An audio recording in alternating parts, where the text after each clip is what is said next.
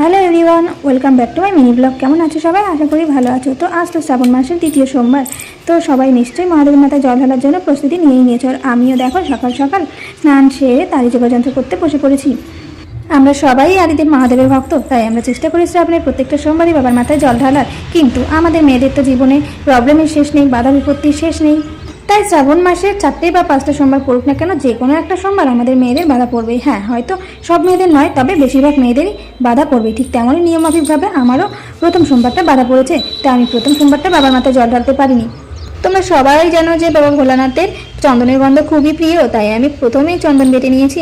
আর জানো তো, ভোলানাথের পছন্দ অনুযায়ী আমি বেল, আতা, আকন্দ, ধুতরা ফুল এগুলো আমি কিচ্ছু পাইনি। হ্যাঁ, ধুতরা ফল পেয়েছি কিন্তু ফুল পাইনি।